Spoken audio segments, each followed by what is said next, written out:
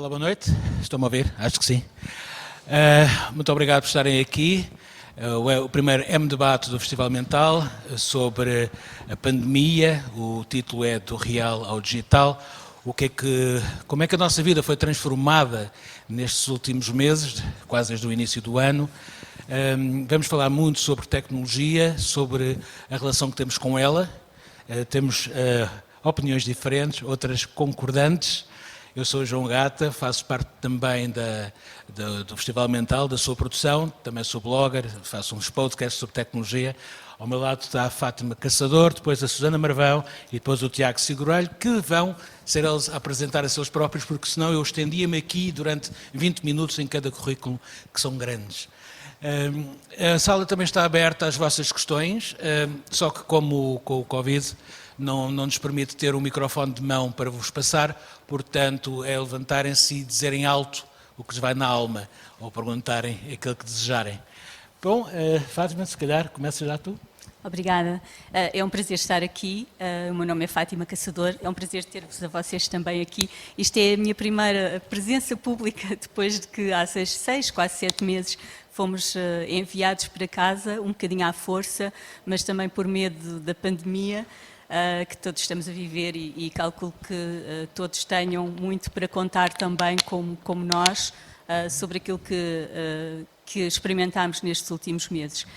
Eu sou jornalista de tecnologia já há quase 30 anos e tenho um percurso que passou por jornais, por revistas, neste momento se faz sobretudo online.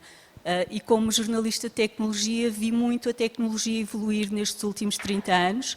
É uma área que me apaixona, que eu acompanho todos os dias, sobre a qual escrevo, conheço muitos projetos por dentro, por fora, e é uma área que me preocupa. Preocupa-me porque a tecnologia está em tudo hoje em dia, não há nada que não tenha por trás algo de tecnologia. Apesar de nós sermos seres analógicos, muita da nossa vida é passada no digital e vai muito para além das redes sociais, que é aquilo que normalmente as pessoas falam, mas a tecnologia atravessa tudo o que fazemos, desde o momento em que inscrevemos os nossos filhos na escola, ao pagamento dos nossos salários, à marcação dos nossos bilhetes, inclusive aquilo que nós vemos na televisão ou nas séries que vemos no streaming, passa tudo por tecnologia. E há uma parte que é boa e há uma parte que é má e é essa parte que se calhar eu vou abordar um bocadinho mais. Vou ser aqui a velha do restelo desta conversa, mas lá iremos. Passo aqui então à Susana que se apresentará também. Antes de passares à Susana, eu quero só fazer aqui um apontamento. Reparem que ambas têm um papel e uma caneta. E estamos a falar de tecnologia, isto não é estranho? É defeito de fabrico, é defeito de profissão. O meu nome é Susana Marvão e eu sou a que vem defender o máximo da digitalização, de uma maneira responsável, obviamente, mas eu acho que do painel sou aquela que acredito que no final, mesmo nas tecnologias, vai tudo correr bem. E que o impacto que o uso destas tecnologias tem na saúde, na indústria, no desenvolvimento da sociedade, no final vai ser mais positivo do que negativo. Não vou conseguir discordar com eles, porque eu sei mais ou menos o que é que eles pensam e também concordo com esta parte.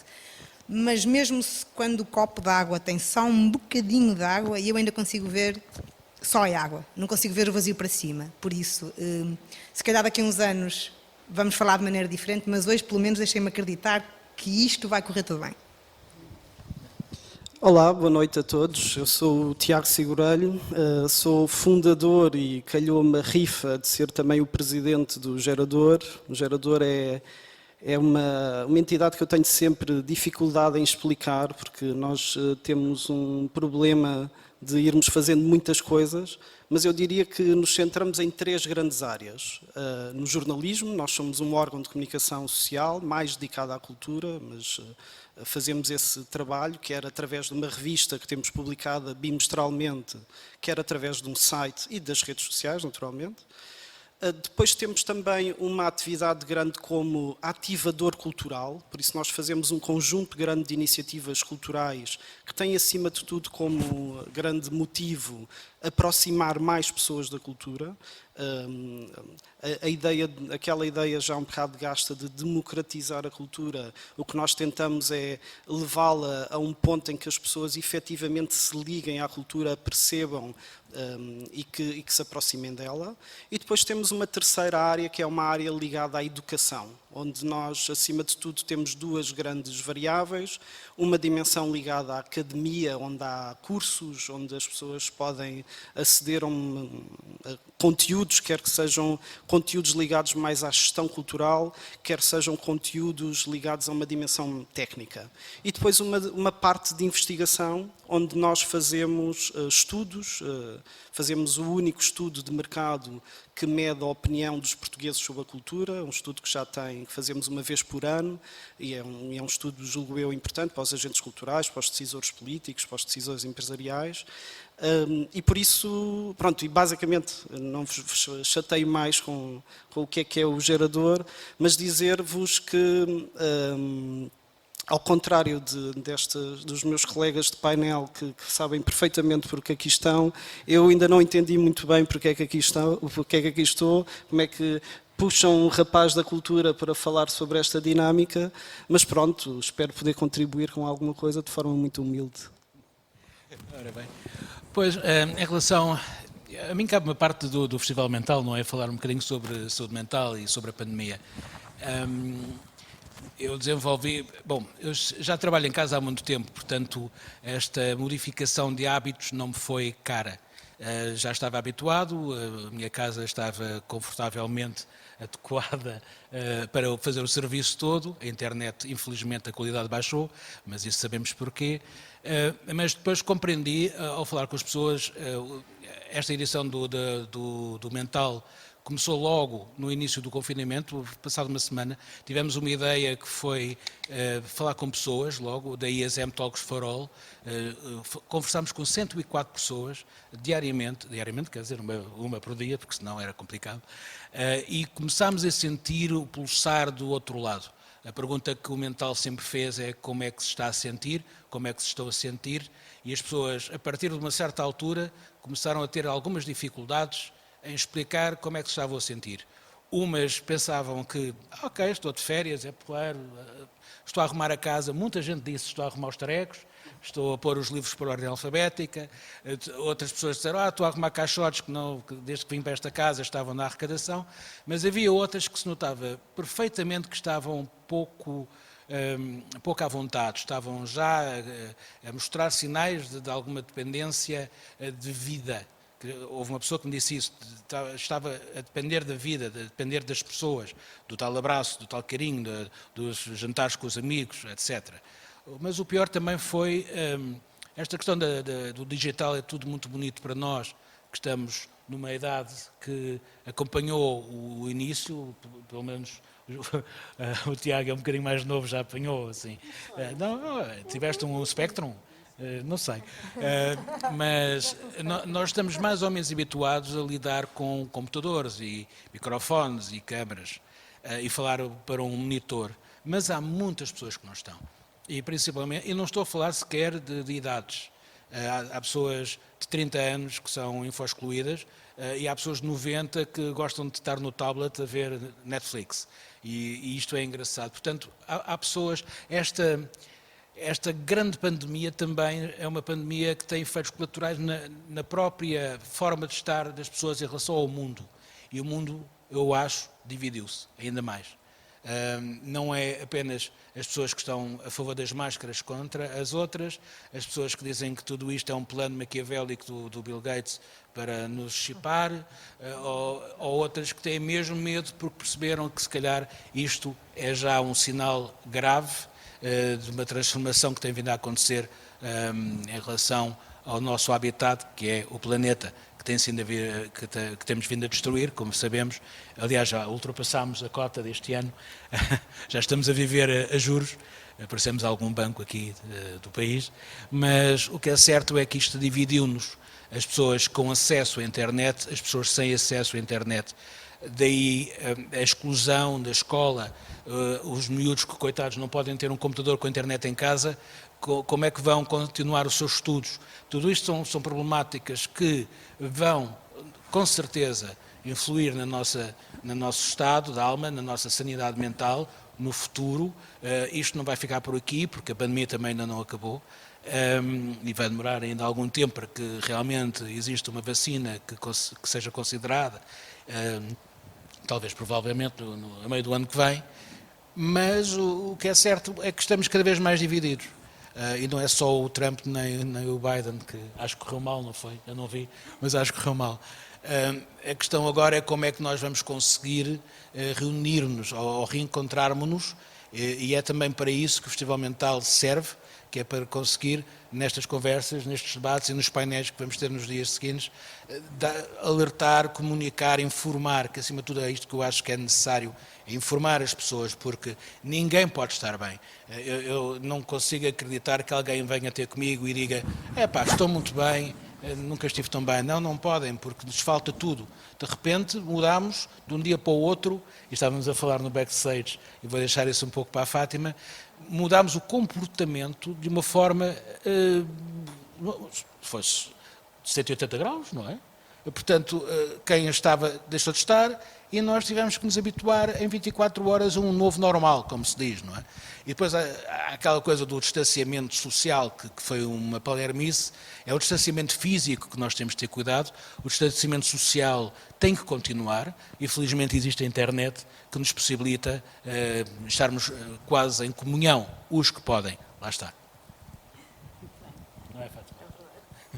Então esta agora é a minha deixa para falar sobre a parte negra da força, ou posso falar também da parte A fã da branca? Star Wars está ao teu lado. Cuidado com essa Não, palavra. ela não é a única fã de Star Wars aqui no palco. É verdade que quando vi o tema do mental achei extraordinário, porque a pergunta do como é que te estás a sentir. Eu pessoalmente acho, por formação pessoal mesmo, penso muito nos outros, penso muito como é que os outros estão a sentir, penso muito na minha família, pergunto muitas vezes, aliás, é uma questão que costumo fazer quase todos os dias: então, como é que estás hoje? Como é que te está a correr, ou como é que correu as aulas, ou como é que correu o trabalho, ou estás-te a sentir bem? Não penso tanto em mim como pessoa, mas de facto eu acho que não é tanto em mim como pessoa, não penso tanto em mim como influenciada pelas circunstâncias da pandemia, mas de facto somos todos, não há maneira de escapar a isto. Aquilo que eu muitas vezes penso parece que estou num sonho, que a qualquer momento vou acordar, ou posso acordar, ou então que é um daqueles filmes da série B sobre o fim do mundo e que está quase a chegar o intervalo publicitário.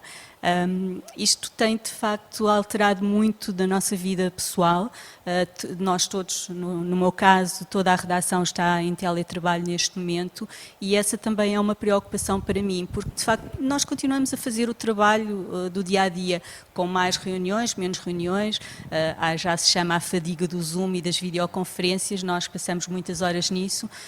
O que acontece é que há muitas pessoas que não conseguem depois desligar. E essa é a minha grande preocupação. Temos tendência para começar logo muito cedo agarrados aos computadores, que é o nosso trabalho, a pensar naquilo que vamos fazer, a trabalhar, e desligar muito tarde, cada vez mais tarde, os computadores, e não fazer aquele intervalo que todos devemos fazer.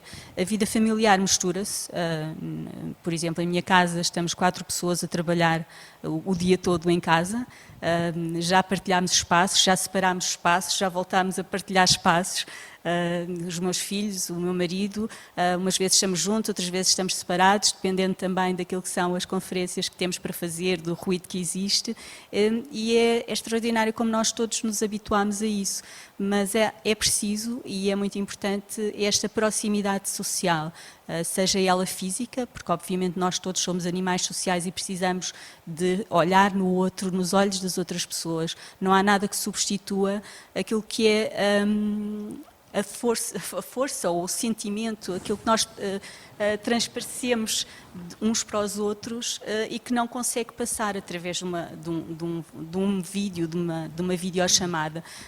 A energia que nós transpomos para as outras pessoas não passa através dos meios digitais. Claro que são coisas muito boas e têm conseguido permitir que ultrapassemos esta fase mais difícil, mas sinto muita falta da proximidade, sinto muita falta do espírito da redação, do sentimento de estarmos todos juntos, das ideias que fluem. Sinto muita falta do sentimento de urgência, porque quando há uma notícia muito importante, estarmos todos a trabalhar na mesma coisa e toda a gente percebe muito facilmente, não é preciso haver palavras, quase não é preciso haver ordens nem comandos e dizer só basicamente uma distribuição. Tu fazes isto, aquilo, eu posso fazer o outro, e isso é algo que não se faz à distância. Por muito que estejamos todos apetrechados para trabalhar em casa, não é possível. E eu admito que tenho aqui algum problema em lidar com o título do real ao digital. E eu acho que já não existe real nem digital, eu acho que isto já está tudo fundido, mesclado, vá. Está tudo mesclado. Exato, tudo mesclado. E acho que não há de ir de um ponto A a um ponto B, eu acho que já estamos no ponto B, agora temos que delinear o que é que vai acontecer daqui para a frente. Para mim, pessoalmente, eu também sou jornalista, coordeno uma pequena redação, eu sou do Porto, a redação está em Lisboa, sou freelancer há 15 anos, por isso o efeito pandemia em mim não teve muito impacto nesse aspecto, porque eu sempre trabalhei sozinha em casa e tinha também, como a Gata, sempre tive as condições, não digo perfeitas, mas quase perfeitas, para trabalhar em casa. Por isso, nesse caso, a pandemia a mim pouco me afetou. Mas continuando na parte positiva da coisa, sim, é verdade que isto veio trazer maior decalagem de quem não tem e quem tem o fosso aqui aprofundou-se. Mas também é verdade que a grande maioria, temos a sorte de estar em Portugal, nós estamos relativamente bem preparados face à Europa. E temos que ver isso também, é que nós temos que criticar, porque há sempre melhor a fazer, há sempre um longo caminho a percorrer, mas a verdade é que Portugal, nesse aspecto, está bem equipado, ou está mais ou menos bem equipado, porque depois fomos para o interior, aí a realidade, já todos sabemos, é um bocadinho diferente. E a questão é, e se não fosse a tecnologia na pandemia? E eu fiz anos na pandemia, e os meus colegas juntaram-se num Zoom e cantaram-me os parabéns. Não teria sido possível sem as novas tecnologias. Como é que os meninos, como é que os mais jovens iriam lidar? Imaginem uma criança, não é? Aos 3 anos não são crianças, não é? São pré-adolescentes. Imaginem um pré-adolescente sem um WhatsApp para ver o colega. Como é que nós íamos pegar em adolescentes e pré-adolescentes e os íamos colocar em casa sem nada? Certo que há quem não tenha, é mau, mas a questão é que há muita gente que tem. E as tecnologias vieram, no meu entender, minimizar o impacto da pandemia, com tudo que eu possa concordar com o vício que estamos todos a ganhar, cada vez mais vamos ficar mais dependentes, e estamos todos, e não interessa aqui a idade, porque a mim custa-me estar sem o meu telemóvel, e tenho 48 anos, o Gata tem...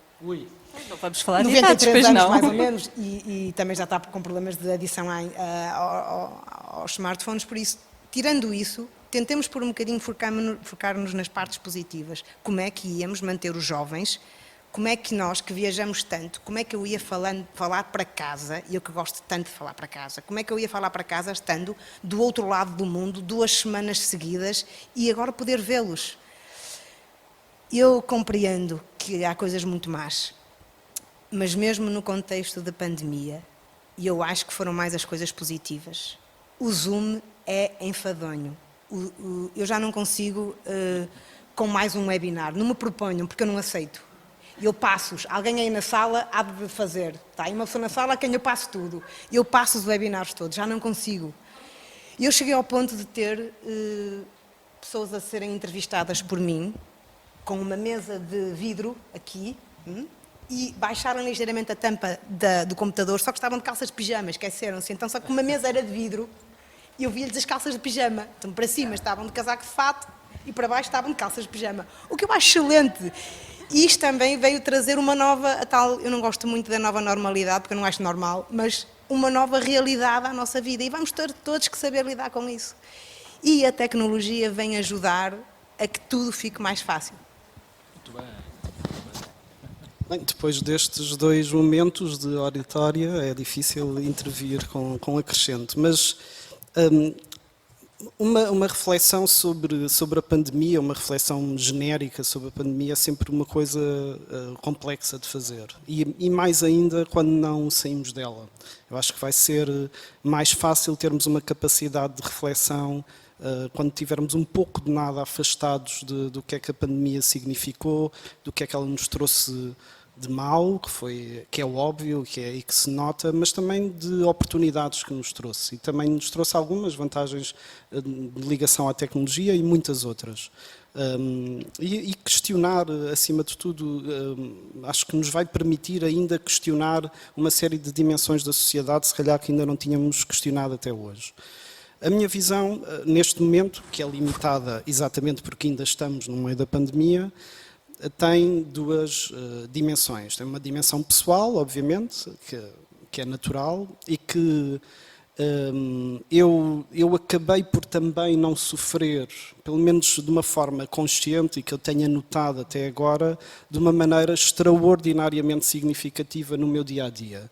O dia-a-dia do gerador já era muito de não há uma obrigação de ir a um local de trabalho, nem para mim, nem para nenhum colaborador, nem há uma obrigação de horário. Por isso, isto é o sítio ideal para alguém trabalhar, na verdade. E por isso eu não tinha, eu se calhar já ficava uma vez ou 2 em casa, naturalmente. A única algo novo que chegou foi as reuniões virtuais que não existiam de uma forma tão óbvia e que, como é lógico, não vai voltar atrás. É um benefício gigante que todos nós ganhamos. E por isso, nessa perspectiva, eu ainda não noto. É óbvio que eu lembro-me no início do confinamento, o que eu tinha mais saudades eram de restaurantes, de ir a um restaurante, poder sentar-me num restaurante, poder comer tranquilamente, beber um vinho, isso gostava-me bastante. Mas não noto que seja absurdamente transformador na minha vida. Depois há outra dimensão, que é uma dimensão mais estratégica e uma dimensão que tem a ver mais com o facto de eu ser gestor ou de estar à frente do gerador e ter que ter esse pensamento. E aí eu julgo que vejo as coisas com algum otimismo, ou se calhar forço-me a ver as coisas com algum otimismo. Eu vejo que este é um momento de intervalo que nós fomos obrigados a ter na sociedade, que não o pedimos, mas que ele chegou, e que é um momento que nós podemos aproveitar para refletir um pouco. Já que fomos obrigados a parar, podemos fazê-lo. Há muitas áreas onde isso é difícil, uma área como a saúde não teve intervalo, antes pelo contrário. E por isso, é nessas dimensões isso é impossível, mas em muitas áreas da qual o gerador está envolvido, isso aconteceu. Aconteceu de uma forma óbvia com a cultura, aconteceu até com o jornalismo também, e aconteceu naturalmente com a dimensão de educação. E acontece com muitas outras dimensões. Por exemplo, nós estarmos aqui num festival que se chama Mental, e que é um festival que fala sobre esta dimensão mental, provavelmente torna-se muito mais importante agora do que se tornaria há um ano atrás, há 2 anos atrás, apesar deste trabalho incrível que o João e que a Ana já estão a fazer há algum tempo com o Festival Mental. A verdade é que ele este ano provavelmente torna-se muito mais relevante do que em anos anteriores. As pessoas agora começam a dar uma importância mais clara à dimensão mental porque sabem que no limite isso pode-lhes tocar também. E não é só uma ideia de alguém que teve um problema extraordinário e que vai parar a um determinado sítio para tratar desse problema extraordinário. Agora todos nós sentimos que podemos ter essa consequência, pode haver algo em nós. E por isso eu acho que há aqui uma oportunidade incrível de nós projetarmos a importância da dimensão mental. Tem sido claramente posta de lado em relação à comparação com a doença física, e por isso nós precisamos de construir uma preocupação grande em volta da doença mental, que é uma doença que quando nós, sei lá, quando eu refiro doença mental, se calhar muitas das pessoas pensam em doenças sérias e irresolúveis, mas a verdade é que se nós partimos uma perna, vamos a um hospital, vamos tratar da doença física. E nós, todos nós que estamos aqui, já tivemos de certeza um partir de perna mental. E precisamos sempre de o resolver, tal como resolvemos um partir de perna físico. E nós precisamos de trazer esta dinâmica, falar disto para a sociedade, trazer este assunto, e até agora ele não tem sido muito discutido, por isso eu sou otimista no sentido de pensar que há essa oportunidade e que a pandemia trouxe também essa oportunidade. É verdade, por acaso isto parece que não, mas infelizmente não é. A saúde mental começou a ser falada como nunca foi. E isso vê-se nos mídias, vê-se em todo lado, noticiários, as intervenções da ministra e dos seus secretários. Realmente a saúde mental passou a estar na ordem do dia finalmente. Ainda bem que se fala sempre de saúde mental e não de doença mental, são dois campos distintos. A Fátima, no backstage, esteve-me sempre a dizer que queria falar muito sobre a questão da desinformação, a que neste momento estamos a ser uns óbvios alvos quase sem defesa. Há o famoso, vamos dizer, fake news, não é? O palavrão, não é? As fake news, as video fake news, já toda a gente viu o vídeo do Obama a falar, e já tem 3 anos, portanto imaginem o progresso dos algoritmos e da tecnologia. O Obama agora ainda há mais Obama do que há 3 anos, certeza, como se isso fosse possível, mas o que é certo é que estamos a ser bombardeados, e desde o início da pandemia fomos bombardeados com monotema nos noticiários que abriam e fechavam com o número de mortes, com o número de infectados, com hospitais fechados, com as pessoas, enfim, doentes. Isso enervou-nos, amedrontou-nos, de repente vivemos amordaçados, ninguém gosta disto, principalmente quem usa óculos, vos garanto que é bem pior. É muito pior. E principalmente quem usa óculos, que tem que falar ao telefone e escrever ao mesmo tempo, ainda é pior. Mas pronto. E com hostadores. É verdade.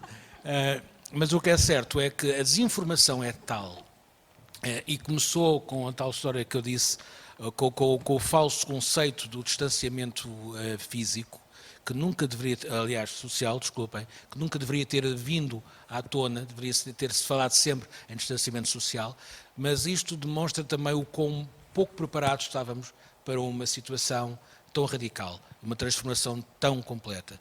Mas a Fátima quer falar sobre esta questão da desinformação. É verdade, eu disse logo no início que há algumas questões que me preocupam muito, apesar de também ter um espírito positivo em relação à tecnologia. Para mim a tecnologia é uma ferramenta que nós podemos usar e que podemos usar para bem ou podemos usar para mal, como podemos usar um martelo, que podemos usar para construir este palco ou para o destruir ou até inclusive para matar alguém, se tivermos essas intenções assassinas no nosso espírito. Eu não estou a dizer nada, não trouxe martelo nenhum. Ele diminuiu. De facto, a tecnologia é algo que nós podemos usar para o bem e para o mal, mas tem um lado muito perverso. E eu tenho vindo a olhar e a estudar cada vez mais esse lado perverso. Sou muitas vezes criticada também por isso, por esta visão de preocupação. E dentro do lado perverso há, sobretudo nas redes sociais e cada vez mais nos vários serviços online que nós todos seguimos e que são extremamente úteis, como o Google, por exemplo, que me indicou o caminho para chegar aqui mais rápido porque havia um acidente ali à volta do Marquês de Pombal e ele conseguiu encontrar-me um percurso que me fez chegar aqui a horas, religiosamente. Mas a mim não me avisou que a Rua das Telhas estava em obras e foi o inferno. Mas devia, tens de fazer uma caixa. Mas também o Facebook, que nos permite estarmos cada vez mais próximos da nossa família, dos nossos amigos, mas também mais distantes, ou outras redes sociais, como o WhatsApp e outras que nós já falámos aqui, e o TikTok, muito animado. Vai ganhar as eleições ou não? Não é o TikTok que vai ganhar as eleições. O Eu acho TikTok que vai sim. ganhar as eleições. Mas esta área da desinformação, eu não gosto de lhe chamar fake news, precisamente porque sou jornalista e, portanto, as news são news, não são fake. Portanto, se são fake, não são news, digo eu. E gosto de lhe chamar desinformação. Está a ser usado por forças maléficas, mais uma vez, do mal, para nos Dark condicionar a web. todos, para nos condicionar. E a forma como eu vejo e olho para as redes sociais e vejo que existe um afunilamento feito por algoritmos para nos verem, para nos fazerem ver aquilo que eles acham que nos vai manter mais tempo a fazer scrolls infinitos no Instagram, ou no Pinterest, ou no Facebook, ou whatever. Isso é a dimensão que eu acho que nós devemos trazer e devemos preocupar-nos e devemos falar sobre ela e devemos forçar-nos a nós próprios a entendermos que isso acontece, mas também de alguma maneira mobilizarmos as entidades públicas, a quem tem poder para isso, para fazer com que estas grandes empresas que se chamam GAFA, que são as Google, o Facebook, a Amazon... Não confundir com gata. Não confundir com gata, apesar de haver algumas letras que se confundam. Fazer com que elas regulem, com que as entidades regulem a atuação destas empresas, porque elas têm cada vez mais poder. Algumas delas têm mais poder do que muitos países e do que muitos Estados. Podem eleger presidentes, como nós já vimos acontecer nos Estados Unidos. Vamos ver se não vai voltar a acontecer um movimento destes. Podem fazer com que as pessoas deixem de acreditar que as vacinas são boas para a saúde dos seus filhos. E podem fazer com que as pessoas acreditem que o aquecimento global não existe. Portanto, estamos todos num mundo absolutamente maravilhoso. Porque é que o aquecimento global... E que a Terra é quadrada, afinal. E que a Terra é plana. Essa desculpa. também é outra... Plana à quadrada vai tudo dar ao mesmo. É plana e quadrada. Mas sim, essa é a parte que me preocupa. E porque tudo isto é feito através de algoritmos. E os algoritmos são... pequeninos anões elfos que estão por trás daquilo que nós estamos a ver, que são programados para manterem os nossos olhos fixados nos telemóveis, no Netflix, porque acabamos de ver um episódio de uma série, mas logo a seguir há um outro que é parecido e que nos é sugerido, e depois a seguir há outro, e a seguir ainda há outro, e enquanto nós não conseguirmos pensar, racionalizar e desligarmos, olharmos para nós próprios e pensarmos, bom, se calhar... há aqui uma barreira que tenho que colocar, não vamos conseguir desligar-nos desta questão. Portanto, há um lado positivo, mas há um lado negativo e acho que nós todos temos que estar muito atentos a esse lado negativo. Susana. Mas também ao lado positivo.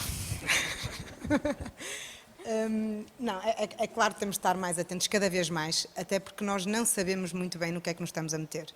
E eu acho que isso é uma boa premissa, que é, nós não fazemos ideia no que é que nos estão a meter. Porque se nós soubermos no que nos estamos a meter, se estamos informados e queremos ir, o problema é nosso. O problema é que eu acho que não sabemos para que lado é que estamos a ir. Mesmo assim, e tomando aquela máxima que agora toda a gente repete, que é, se não se paga por um produto, o produto somos nós, e eu confesso que às vezes quero ser produto, por isto, e sempre tendo em conta as palavras que a Fátima disse. E eu preciso muito que o Google diga onde é que está o meu carro. Porque acreditem, eu perco muitas vezes o meu carro. Eu preciso muito. E eu preciso muito que me sugiram um restaurante, porque eu não faço ideia normalmente onde é que estou, nem o que é que há para comer perto. Mas defenderei até à exaustão o direito de alguém ao meu lado não querer que a localização esteja ativada. O que eu acho que aqui falta, sobretudo, e que se calhar não é possível porque os grandes lobbies, as grandes empresas não querem isso, é a palavra transparência, que não existe nesta área. Ou acho que está ali uma menina com a mão no ar. Pois. Daqui a bocadinho deixa só passar esta e depois... Ou seja, eu dentro do que acho que sei que não sei nada, às vezes, deliberadamente, cedo algum dos meus dados, porque os benefícios vão ser maiores do que os malefícios, sempre sabendo que não sei no que é que me estou a meter. E isso eu acho que é o mais importante, com toda a visão otimista que eu acredito e que me dá muito jeito, na verdade, porque ter uma aplicação que saiba onde eu estou e escolha a zona onde eu estou no Porto a estacionar, porque senão é certo que vou escolher a zona errada e vou apanhar uma multa, aconteceu milhões de vezes já. Há tanta coisa que nos pode ajudar, mas para a qual nós temos que ceder um pouco da nossa privacidade. E eu admito cedê-la, mas é o que vos digo, vou lutar até à exaustão, que se tu não a quiseres dar, que tenhas o poder em ti fácil de desligar tudo e poder seguir a tua vida sem ninguém saber onde estás, as Googles ou os Facebooks do mundo. Fácil é como quem diz. Perdão? Mas há uma coisa chamada adição. Não. Pois o problema é que eu quero que seja fácil. Eu defendo eu poder ceder, mas que seja fácil, intuitivo e transparente para quem não queira. É uma utopia, mas os unicórnios existem. Tiago, antes de passarmos para a sala, diz-me lá, quantas vezes já tentaste apagar a tua conta de Facebook? Nenhuma. Mas eu não sou grande utilizador de redes sociais. Faço, acima de tudo, por causa do gerador. Aí sou grande utilizador nas redes sociais que são do gerador, mas as minhas não têm expressão nenhuma. Mas, ok, voltar a reflexões. Uma reflexão sobre esta dinâmica de um lado, existir serviços que nós queremos utilizar porque são ótimos para nós e que nos trazem vantagens, e do outro lado existirem preocupações porque há uma utilização dos nossos dados, há uma dimensão de privacidade. É óbvio que o ponto-chave disto é um equilíbrio, é tentar estar seguro ao mesmo tempo que conseguimos ter acesso à informação. A informação que nos dá, sei lá, acesso ao prazer, ou acesso a qualquer disponibilidade de qualquer dimensão física ou outra. O que eu acho que faz aqui, que talvez tenha a variável mais importante, é a inexistência de dinheiro. Nós, quando acedemos às redes sociais, não pagamos para aceder às redes sociais, por isso nós queremos que o Facebook, ou o Instagram, ou qualquer outra rede social nos preste um serviço, ou o Google nos preste um serviço, mas nós não estamos disponíveis, até porque fomos ensinados a não pensar muito nessa dimensão, não estamos disponíveis para pagar. E por isso achamos que é natural existir uma contrapartida do outro lado, em que efetivamente existe um benefício de quem são os promotores das redes sociais e que pegam nos nossos dados e que os vendem a outras pessoas, não de uma forma se calhar particular, mas vendem efetivamente esses dados para terem retorno. Por isso, para mim, eu acho que isto se resolvia de uma maneira muito simples, era valorizar isto. Na verdade, as redes sociais, os promotores, prestam-nos um serviço que nós, no limite, deveríamos pagar. E até que ponto é que nós, quando efetivamente quiséssemos pagar pela geolocalização ou por chegar a um restaurante, estaríamos tão disponíveis ou faríamos uma reflexão tão simples de dar os nossos dados ou não, se nós pagássemos. Por outro lado, se as redes sociais utilizam os nossos dados, então nós devemos ser remunerados por isso. Nós devemos ter uma cota parte. Exatamente, pronto. Mas isto, nós imaginamos, quando eu estou a dizer isto, imagina-se um equilíbrio.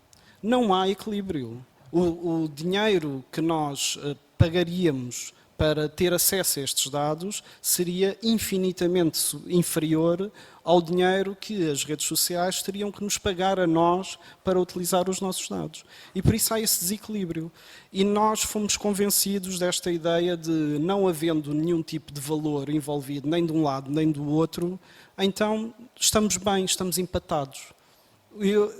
Provavelmente a ideia de trazer dinheiro e do dinheiro ser óbvio, porque se prestam serviços, por isso não, é evidente que quando se presta um serviço deve ser remunerado, isso é algo que nós no gerador ou na cultura se luta bastante, não é? Quantas vezes se pede coisas a artistas porque se pensa que não é um serviço, não é um serviço que está a ser prestado. Se nós valorizarmos esses serviços, provavelmente a preocupação com a utilização dos dados, com a privacidade, a intensidade de utilização dos serviços poderia mudar. Alguma coisa, senhoras e senhores, ou vamos abrir a sala? Eu ia só fazer um comentário Deixa. em relação a isso. Aquilo que se está a assistir é que, de facto, aquilo parece-nos a todos que não há volta a dar na gratuitidade dos serviços. Dificilmente nós nos vamos habituar por pagar aquilo que estamos todos habituados a ter de graça. Não sabemos quando é que os serviços podem, de repente, passar a cobrar. Por exemplo, o WhatsApp já ameaçou várias vezes passar a ser um serviço pago.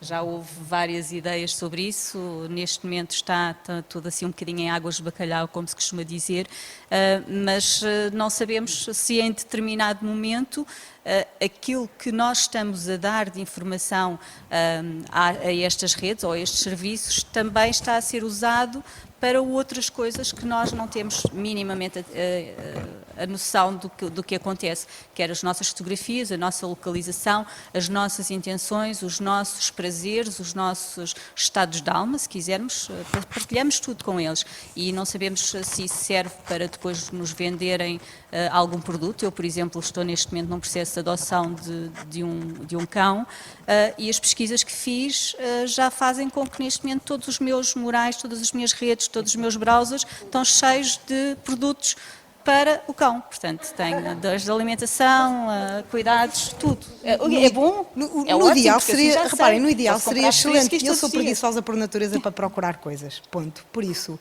no que me puderem facilitar, eu agradeço. O problema é o que falávamos há pouco, é a invasão total. É que depois não há o tal meio termo. Isto é 8 ou 80. E calha sempre para o 80, nunca fica para o 8. Sim. Por isso é... Oh, Fátima, já consegues arranjar um Aibo da Sony em terceira mão, não é? E isso não fazem nada, nem é preciso ir à rua. No final do que estão aqui a ouvir, o meu telefone vai ficar, vai começar a... Pois. Então, a sala é vossa, quem quiser colocar questões, e a quem, é só dizer.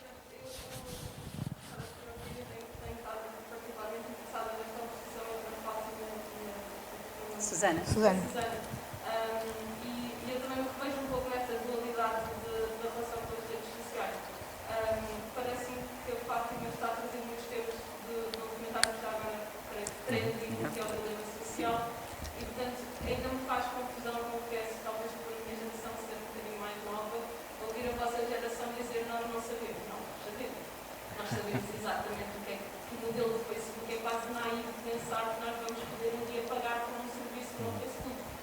Não foi criado para nós pagarmos por ele, foi criado para nós sermos o produto, exatamente para sermos o produto. E quando se fala da venda de dados, nós não estamos só a falar da nossa morada, que é o nome do nosso patrão, estamos a falar de todos os segundos em que a nossa atenção está ali presa e essa informação está toda desse documentário que ironicamente está.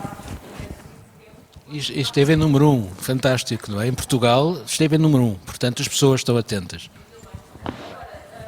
acho que também, quando se traz estes temas, e principalmente vós que estão na área das tecnologias, a mim tenho muita pena que não tragam também o open source aqui. Porque há alternativas open source, há alternativas que não são maléficas, que não são totalmente gratuitas, são gratuitas para uns e pagas por outros, e então uns pagam para que outros possam ter esse serviço de qualidade e seguro. Portanto, acho que esse... Sim, claro, tens razão. Há browsers que podemos usar, como o Tor, há o DuckDuckGo em vez de ser o Google.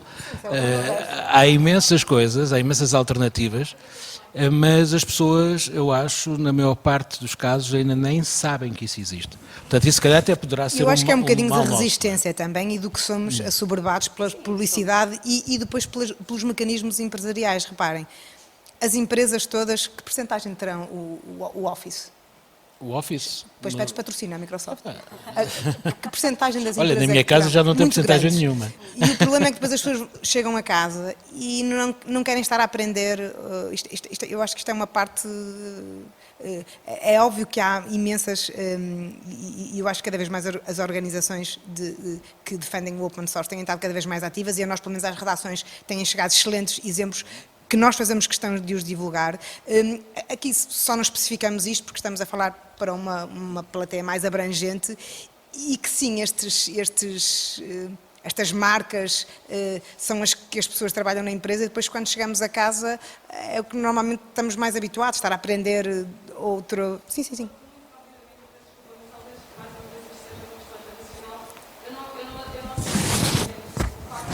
Acho muito bem. Se estão no escritório, estão demasiado habituados ao Office e em casa não querem um Open Office, mas nós também, há 6 ou 7 anos atrás, talvez, nós não tínhamos o WhatsApp, tínhamos só o Messenger. Claro, claro. Hoje em dia temos o WhatsApp. Faz com que esta dificuldade nos adaptar. Eu ainda não tenho Instagram, mas há uns anos não havia Instagram. Claro. Não, No Facebook, habituar-me rapidamente ao Instagram ou ao WhatsApp, que não existia quando já existiam outras coisas. Portanto, Sim. Eu só queria fazer uma nota. Eu, quando estava a dizer que as pessoas não têm noção de onde é que os seus dados são usados, não estava a passar nenhum atestado de incompetência a ninguém.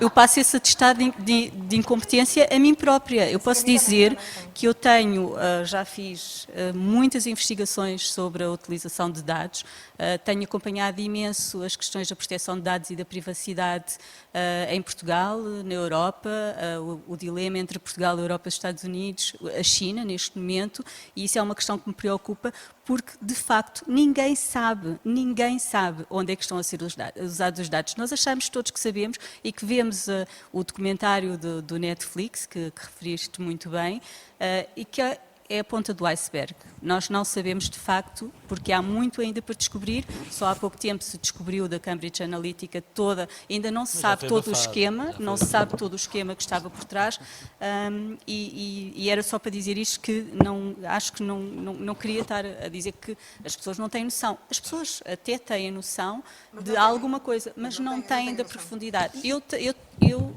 noção disso. Em relação ao open source, acho excelente teres trazido essa questão para aqui. Por acaso ainda hoje publiquei uma entrevista à Red Hat, só para dizer, no Saptec, vão ver.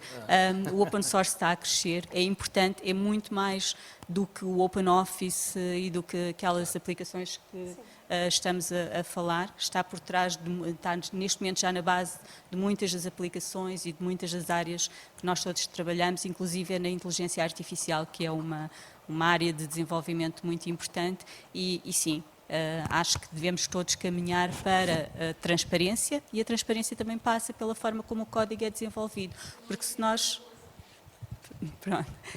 soubermos no código que é desenvolvido o que está por trás, quais são os connectors, as ligações, os elfozinhos, como eu dizia há pouco, que estão a ligar esta parte a esta, mais facilmente nós vamos conseguir perceber afinal onde é que isto tudo vai parar, não é? Vamos?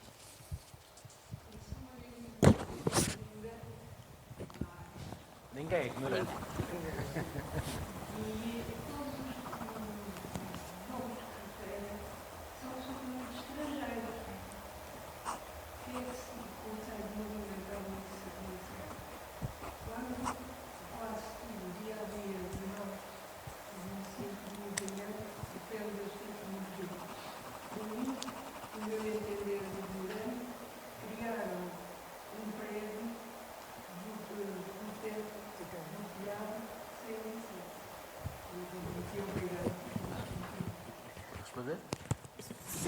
Claro, obviamente, era o que eu explicava há pouco. Obviamente que tem muitos benefícios tudo isto tem muitos benefícios, mas depois há imensas lacunas, a começar pela nossa própria educação e pela inclusão de toda a gente na tecnologia, seja em movimentos open source, seja em movimentos, seja o que for.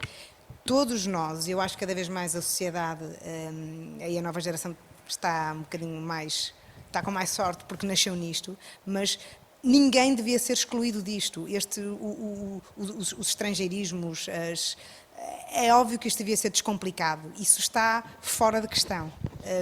É um longo caminho que temos a fazer e eu continuo a acreditar que está melhor, mas de longe está perfeito. Aliás, eu não acredito nesse caso, nem nos unicórnios acredito, não há perfeição.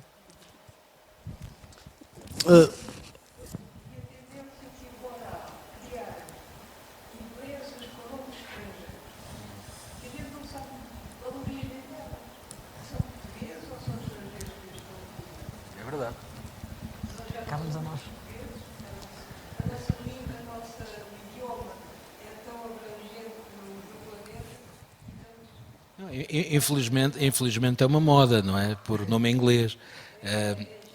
Isso lembra-me que há muitos anos, nos anos 80, quando o rock português era cantado em português, e depois passou a ser cantado em inglês porque era o que vendia mais discos. E a partir daí acho que ficámos um bocadinho agarrados a isto, não é? O que soa bem. É o que soa bem, é o que é mais prático, é o que poderá ser internacionalizado. Eu também compreendo o ponto de vista de quem abre as empresas e de quem faz as startups, as famosas startups, toda a gente fala, não é? Ou seja, que são empresas embrionárias que têm algum dinheiro e podem começar alguma coisa a partir do nada. Já viu o tempo que eu demorei a explicar isto? Startup é mais fácil e nós estamos a viver um mundo que não tem tempo. É isso, não tem tempo. E quando não temos tempo, o open source vamos voltar ao open source, é mais difícil estar à espera de um resultado no DuckDuckGo, que demora 6, 7, 8 segundos, do que no Google, que demora 1, não é?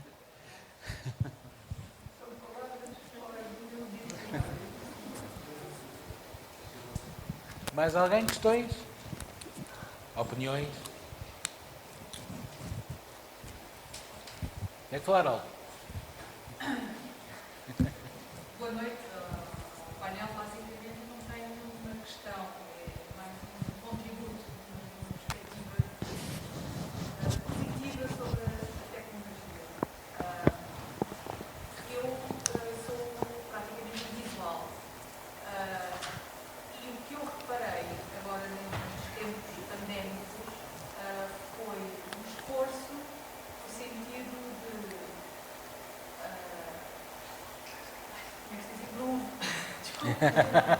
Melhoria.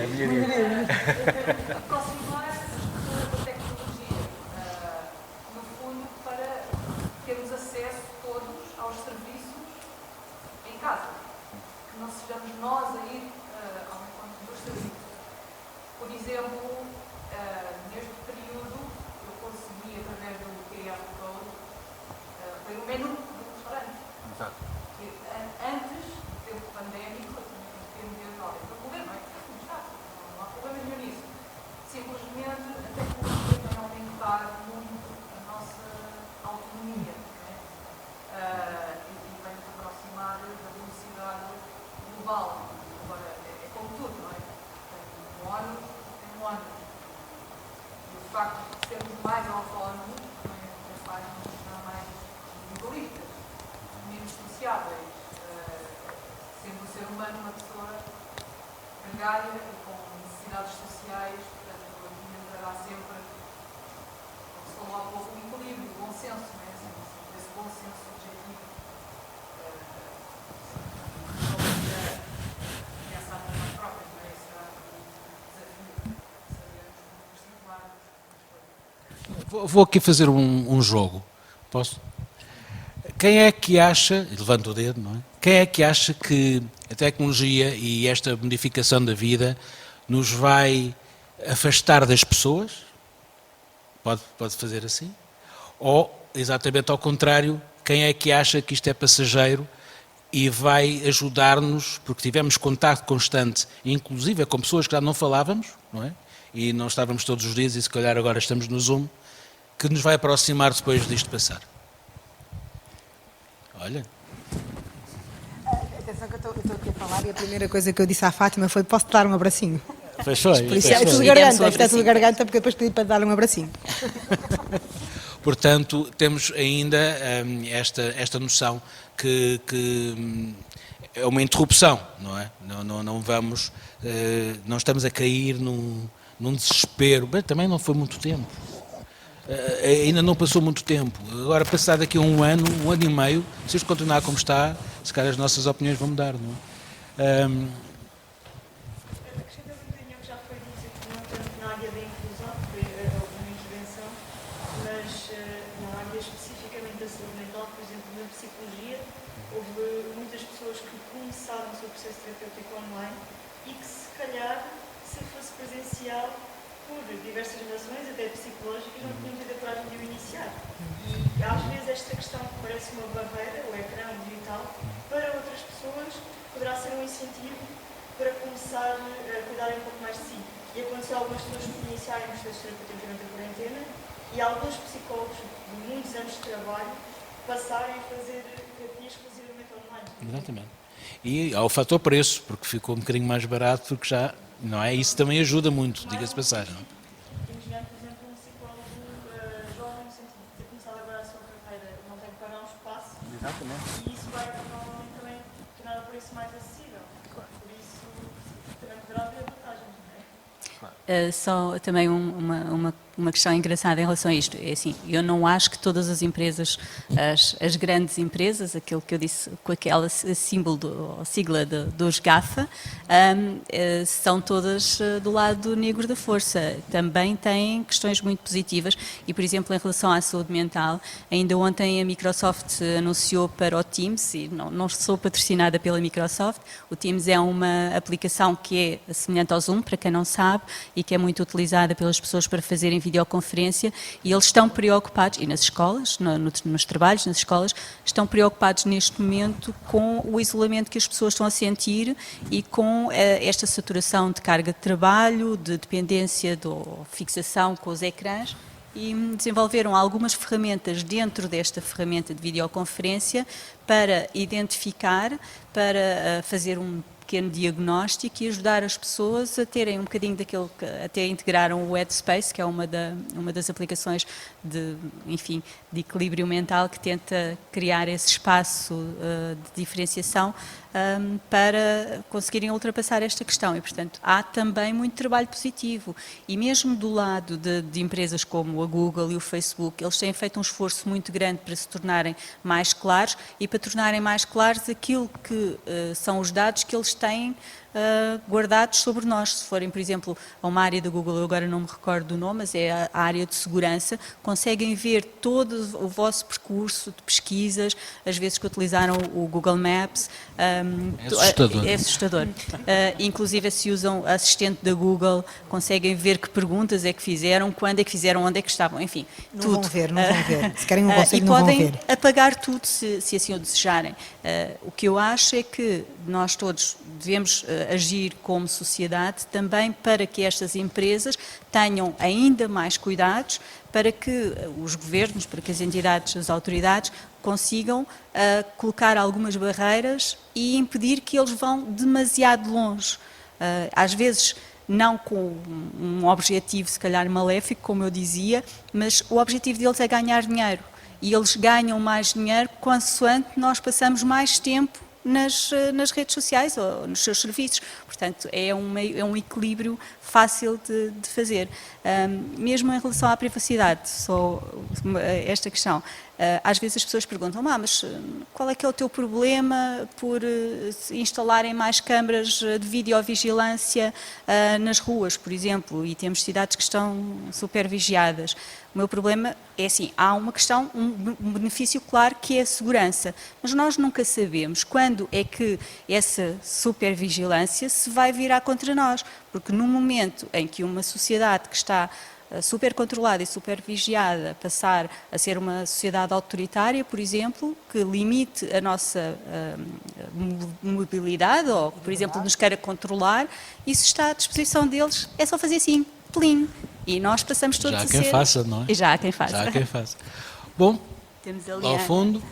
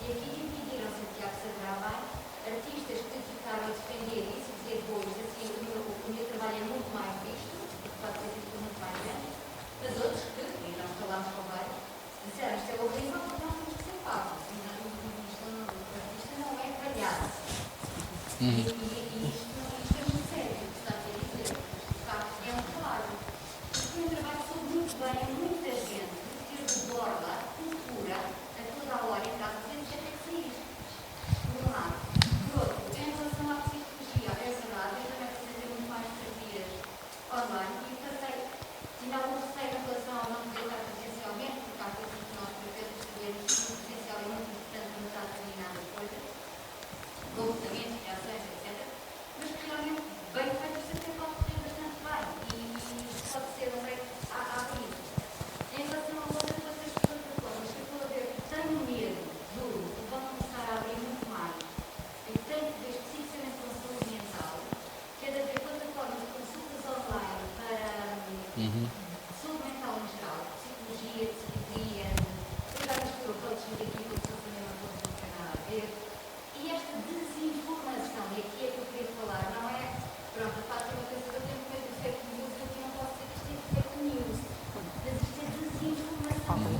falta de nível que pode ser tão nato que vocês não estão mesmo a imaginar. Aparece uma aplicação qualquer que é bem divulgada em termos de marketing, é pá, tem aqui um psicólogo, um psicólogo, bipolar, mal, isto pode acontecer, isto já está a acontecer. E isto é grave. E aqui não há controle nenhum, mesmo com os unicórnios. Pois, isso vai acontecer aqui. Isso não é coisa que eu disse, Zaninha. Está a ver? É que são as pessoas lá. Em termos de então, eu estou a ter pensar que isto está a acontecer. Em Portugal já está a começar, e no estrangeiro, oh meu Deus, aqui já não vai. Quem é que controla isto? Eu tenho aqui uma que se chama réplica e que me diz que... Também tens? Também tem. Fala muito comigo, ela quer sempre falar comigo, está sempre a querer falar comigo. Desconversaste, Susana? Aconselhamento de casos de doença mental até grave e graves, aconselhamento de pessoas que nós não sabemos quem são. Ora, quem é que nos vai dizer quem é esta gente? Quem é que vai tomar algum controle nisto? E sabe tomar controle quem é? Mas aí tem que existir uma entidade reguladora, não é? Ou então, agora, isto é tudo livre e há uma causa de saúde da doença mental, mas é desfagoso. Isto vem com a pandemia e vai vir em força, foi com a cultura, de repente, sobretudo na net. Meus caros, são amigos e amigas, eu sei mesmo, muito mesmo disto. Isto é para tomar, por um lado podia ser boa, porque é muito mais acessível, maravilhoso para todos nós, mas por outro, vejo aqui. Acho que não é assim difícil, todos vocês perceberem, o livro que pode estar aqui, nós não sabemos quem está do outro lado. É verdade. Mas isso, olha, não nos compete a nós, compete a uma entidade reguladora com altos profissionais competentes que tracem os seus parâmetros e... Mas vai ter que existir. Mas vai Mas ter também que cabe a existir. cada um de nós, e eu não percebo nada da área da cultura, absolutamente nada, mas assisti a coisas muito boas e cabe-me a mim, enquanto cidadã, agora retribuir e mal os espaços estejam abertos, mal os concertos comecem a fluir normalmente, é a minha responsabilidade enquanto cidadã, porque usufrui disso, ir aos concertos e pagar os concertos. Se cada um de nós fizer esse pedacinho, já não me parece nada mal. Sim. Posso só, já agora só para equilibrar os tempos, dizer que em relação à cultura, e obrigado pela pergunta, Ana, é óbvio que houve aqui uma fase inicial de urgência, uma fase de, acho eu, de altruísmo sem grande pensamento, de desinteressado. E de sentir, há pessoas que vão ficar isoladas, há pessoas que vão ficar, que precisam de algum tipo de apoio e a arte e a cultura, a música, tudo serve como uma forma de entregar esse apoio. E por isso eu sinto verdadeiramente que foi genuíno essa entrega, foi uma entrega rápida, urgente, de dizer nós podemos ajudar. É óbvio que passado uma fase, houve um lado das pessoas, um lado, se calhar até também estimulado pela comunicação social, que começou a estabelecer-se a ideia de que isto podia ter mais alguma perenidade, de que poderia continuar assim, desta forma, artistas gratuitamente a fazerem o seu trabalho e haver um consumo do outro lado gratuito também. E depois entramos num período onde os próprios artistas, e não só artistas, técnicos, toda a comunidade que está envolvida nesta dimensão relacionada com a cultura, se começou a preocupar, começou a perceber que isto era um caminho sem sentido e começou a pensar em outro tipo de soluções.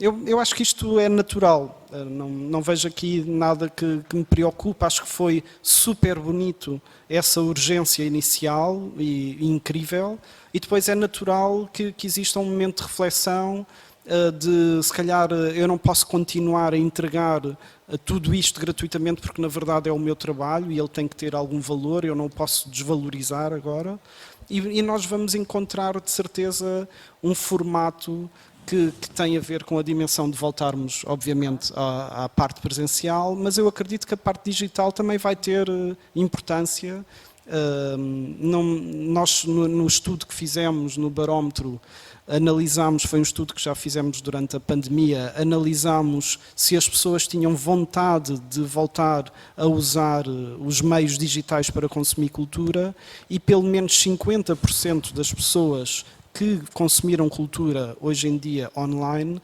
assumem que querem voltar a fazer. 50% é muita gente. E por isso eu estou muito otimista em relação a estas duas dinâmicas, tanto presencial como... Ao fim e ao cabo, vamos viver num híbrido, não é? Sim. É isso.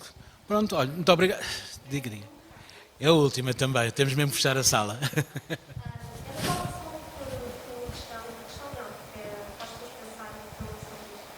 Esta mobilidade muito que nós observamos nas nossas crianças, não será que está debaixo da falta de universidade das crianças e no seguimento do pacto cognitivo e todas estas relações que nós queremos que elas estabeleçam, o risco social que nós dizemos que as crianças têm, que são esponjas, querem estabelecer o que precisam estabelecer as não será que Esperemos que seja o mais passageiro possível, não é? Toda esta situação, porque realmente as crianças e os jovens precisam de contacto, sempre precisaram, mais do que nós, que precisam de abraçar os amigos, de brincar com eles, de...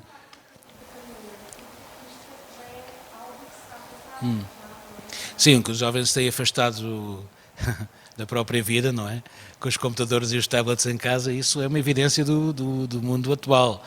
Mas isso também depende muito do educador, não é? E de algumas, não sei, uma fórmula que se arranje dentro da família de se dizer à criança que só pode usar um determinado equipamento de X a X. Dá créditos, não é? De bom comportamento. Mas isso, em termos de saúde mental, é muito complicado. Aliás, temos o mental júnior e o mental jovem, exatamente para falarmos com os pais também e com as crianças, para queremos incutir desde o mais cedo possível que há esta problemática da saúde mental, mesmo quando se é muito novo. Esta pandemia, logicamente, que veio alterar o comportamento, este afastamento dos miúdos, deve ser muito difícil ficar com os pais 24 horas. Agora imaginem uns meses, não é? E há alguns pais mais difíceis que outros. E com os irmãos e etc. Logicamente que eu entendo estes programas e esta necessidade, quase a obrigação de querer que os miúdos vão para a escola, abrir as escolas, mas com um medo terrífico que o bicho os apanha e que venha tudo para casa outra vez. É muito difícil neste momento mandar. Eu também não tenho solução para isto ainda. Sei lá, se o Costa me convidar, se calhar arranjo logo 2 ou 3, não é? Não sei. Bom, resta-me agradecer a vossa presença e as vossas questões também e opiniões. Fica assim fechado e concluído, mais ou menos, não é? Há muito para dizer. O primeiro M-Debate e acabamos então o primeiro dia do Festival Mental 2020. Muito obrigado pela vossa presença. Espero que tenham gostado.